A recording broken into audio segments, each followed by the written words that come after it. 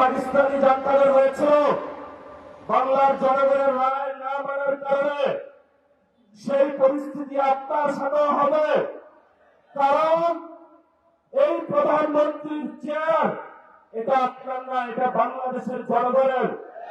হয়তো আমাদের চেয়ার নিয়ে কেউ যদি ছিনিমিনি খেলে, আমরা তো সেই চেয়ারকে রক্ষা করতেই হবে আমাদের। আমি ছোট্ট একটা গল্প দিয়ে শেষ করব। তাজমহল একজনে প্রায় 100 বারের মতন বিক্রি করেছিল। সব খরিদ্দার এসে খুঁজে যে আমি তাজমহলের মালিক, কিন্তু তাজমহলের মালিকানা কি করে নিয়েছে না ওই ব্যক্তিও হয়েছে, এটা ভারতের সম্পত্তিও ছিল। AKS অর্জন করলো গিনেস ওয়ার্ল্ড রেকর্ডস।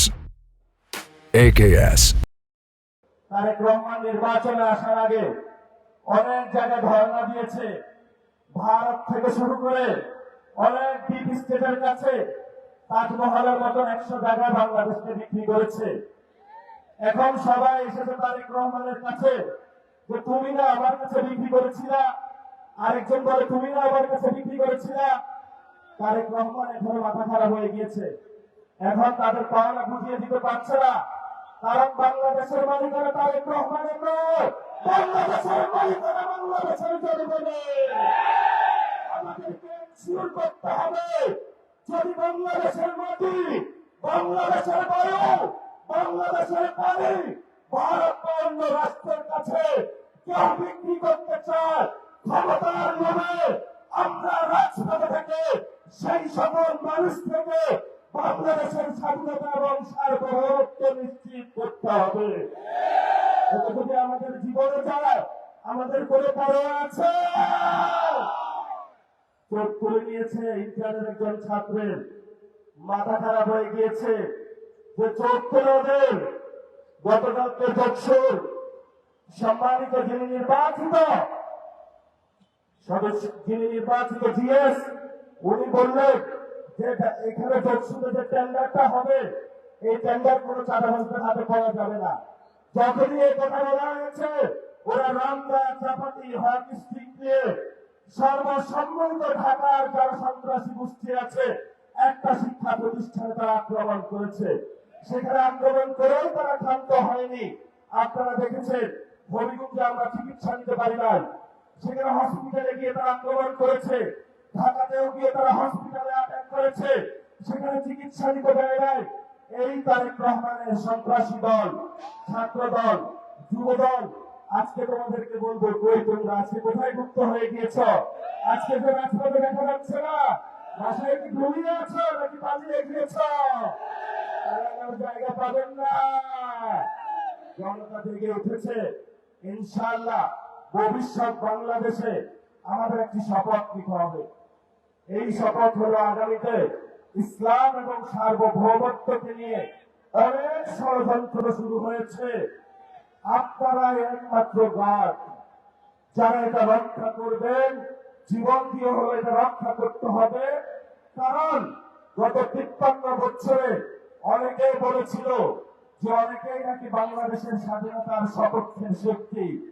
আমরা দেখব তারা বাংলাদেশের পক্ষে, তারা বিপক্ষে, তারা লন্ডনে, তারা দিল্লি আর তারা ঢাকার অনুসারে। সেটা আগামী যুদ্ধ প্রমাণিত হবে, মুখে মুখে বললে প্রমাণ করা হবে না। আমি হেফাজতে ইসলামের ভাইদের একটু উদ্দেশ্য করে বলবো, লড়াইটা এখন বাংলাদেশের সংস্কারের লড়াই। লড়াইটা এখন গণভোটের প্রায় বাস্তবায়নের লড়াই। লড়াইটা হলো শহীদদের বিচারের লড়াই। আপনারা আসুন, এই লড়াইটা আসুন। আমরা আর কোনো দ্বিধাবিভক্তি চাই না। কারণ বাংলাদেশের মানুষ, এখন বলা হয় এটাকে মেয়ারে হক, আমি তো মানি সাহাবায়ে কেরাম সত্যের মাত্রা ঠিক। এই যে ছোটখাটো বিষয় নিয়ে আপনারা প্রত্যেকটা মসজিদে বক্তব্য দিচ্ছেন, মানুষের মধ্যে একটা ভুল ধারণা সৃষ্টি করছেন, এটা করা উচিত না। আমি বলবো আসুন, ঐক্যবদ্ধভাবে আসুন। তারেক রহমান আপনাদেরকে কিছুই দিতে পারবে না। যদি দিতে হয় তাহলে মসজিদের মিনার উদ্দেশ্যে আপনার ঝুলনতন্ত্রের বিরুদ্ধে কথা বলতে হবে। ইসলাম আমাদেরকে শিখিয়েছে বাতিলের বিরুদ্ধে কথা বলতে হবে, বাতিলের সাথে কোনো নেগোসিয়েশন করার নয়।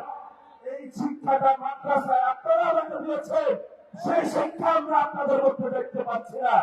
এই জন্য আপনাদের একজন সন্তান হিসেবে আপনাদের কাছে অনুরোধ করবো, আমি হয়তো বেশি দূর করে মাদ্রাসায় পড়াশোনা করতে পারি নাই, আসুন ঐক্যবদ্ধ হই।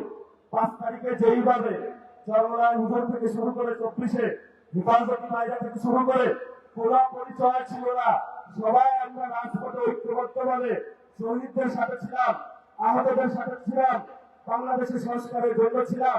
সেই জায়গাটা 2 বছরের পরে আজকে আপনাদের কাছে আহ্বান রাখলাম, আপনারা আশা করি আসবেন। জাতির এই সংকট মুহূর্তে কয়েকজন এর কারণে আপনারা বিভ্রান্ত হবেন না। তারেক রহমান বাংলাদেশে ভালো কিছু দিতে পারবে না। তারেক রহমানের যখন পতন হবে তখন আইসা মায়া কান্না করে লাভ হবে না, তখন একটু পিছনে পড়ে যাবেন। ইতিহাসের সঠিক সিদ্ধান্ত নিতে হবে।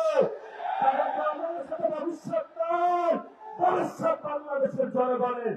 দ্বিতীয় প্রতিষ্ঠা যে বার্ষিকী, আজকে সেই ডাক দিয়ে আপনাদেরকে বলে গেলাম, এই বাইতুল মোকাররমের চত্বরে, যেখানে হলো অনেক ইতিহাসের সাক্ষী, তারেক রহমান ক্ষমতায় থাকবে না, তারেক রহমান ক্ষমতায় থাকবে না। এখন শুরু হয়ে গিয়েছে, তারেক রহমানেরও পিস্তল তাক করবে।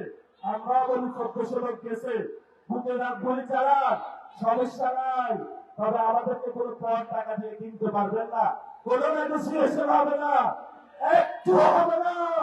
পতন হবে আপনার বাংলার মাটিতে, জনগণ আপনাকে পতন করে শেখ হাসিনার মতো উচিত শিক্ষা দিয়ে তবে আমরা বাংলাদেশের যে দ্বিতীয় স্বাধীনতার যুদ্ধ, সেটার ভবিষ্যৎ মাত্রা এগিয়ে নিয়ে যাব।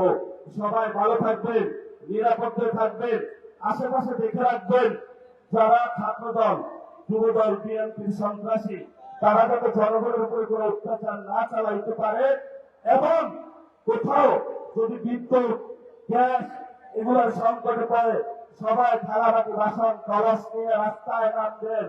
ক্ষমতায় বসেছ, গ্যাস দিতে হবে, বিদ্যুৎ দিতে হবে, সিন্ডিকেট চলবে না, পণ্যের দাম বাড়ানো যাবে না। যদি না দিতে পারো ক্ষমতা থেকে চলে যান, আমরা ক্ষমতা চালাইতে পারবো ইনশাআল্লাহ।